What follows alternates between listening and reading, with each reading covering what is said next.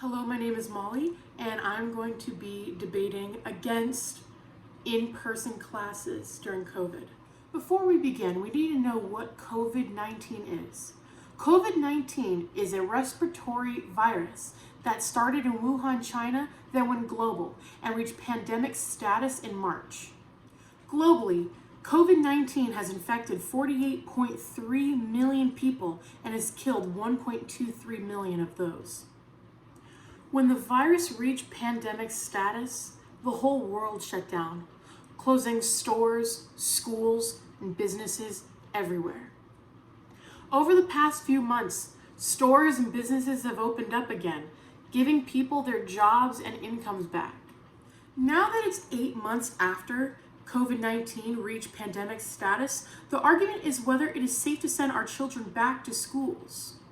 Some argue that sending our children back into schools will be okay because the infection rate has gone down drastically since that 8-month pandemic status. However, others are arguing that sending our children back into schools will only make things worse. I'm here to argue that it won't be okay to send our kids back to school because of the infection of adults through the children, through the history of unsanitary conditions within the schools, and when considering making those schools safe, the cost of doing that will be in the hundreds of billions of dollars.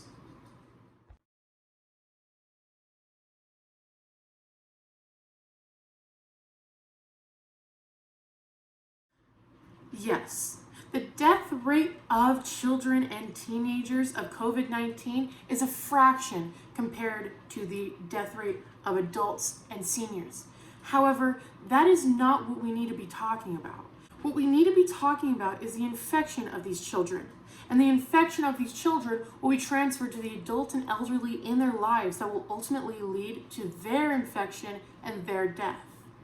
At this point of the pandemic, it has become common knowledge that it takes 2 to 14 days for symptoms to appear within a patient. And even then, someone who has been infected with COVID may turn out asymptomatic. Within children, the asymptomatic rate of COVID is 22%. That is over 1/5 of the infected children not showing any symptoms at all. Of the children infected, 22% of them will live their lives at school with no one to question whether they should be quarantined or not. They will live their lives at school infecting their friends and classmates with no one suspecting as anything else. And in the case that it does take 14 days for symptoms to occur, they will still be living their lives at school, no one suspecting a thing. And they'll go home to their parents, and they'll love their parents, and they'll hug, and they'll share food with them.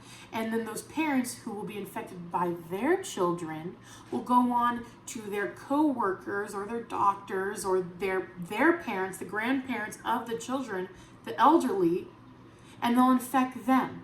This is too high of a risk to just go willy-nilly and send our children back to school unprotected.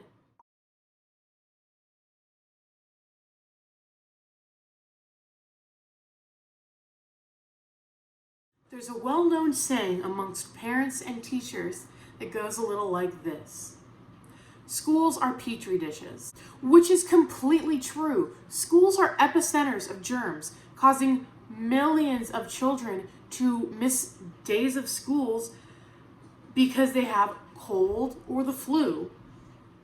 When it comes to actually cleaning schools, it is visually based, meaning when a janitor looks upon an object such as a keyboard or chair or lunch tray, they look at it and determine whether it needs to be cleaned or not.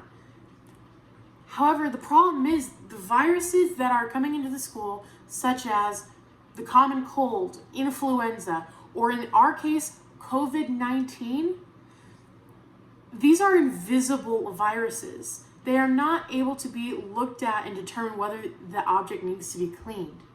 Everywhere in school is infected with germs. Every inch has thousands of germs in it. As we can see in this ISSA infographic, The bacteria hotspots within a school are the water fountain spigots with 2.7 million bacteria per square inch. Cafeteria trays, over 33,000. Computer keyboards, 3,000. Toilet seats, 3,000 as well. We can also see that there are more bacteria on keyboards than there are on toilet seats.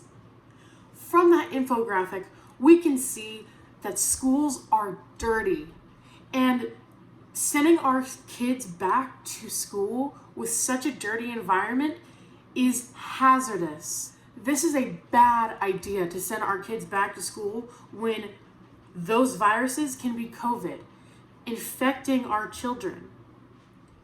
We also need to remember that there are actual adults in the school, such as teachers and other staff. Globally, teacher absences cost schools $25 billion annually.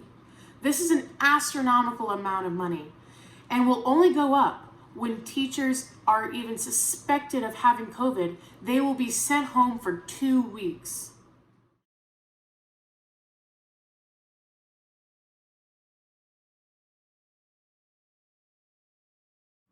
Just within the United States, according to the Council of Chief State School Officers, to reopen safely will cost $245 billion. This is the biggest cost estimate yet from the National Education Organization.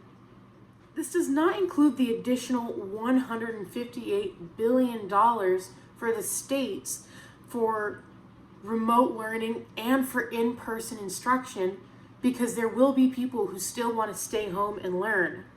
This also covers the academic learning loss and the anticipated loss of state and local funding due to the reduction of income due to COVID-19 job losses. And the AASA, the School Superintendent Association, estimates that each district will need $1.8 million just to adhere to the CDC safety recommendations for reopening schools.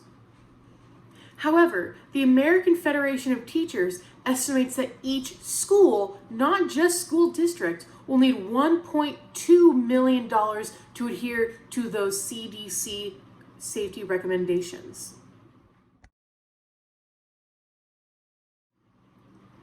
Someone who is arguing for reopening schools will say something along the lines that schools allow for social interaction between children. Well, yes, this is true. There is more social interaction between children at schools than online.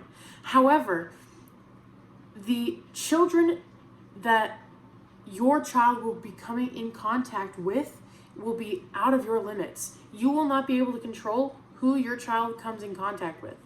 That is the main problem.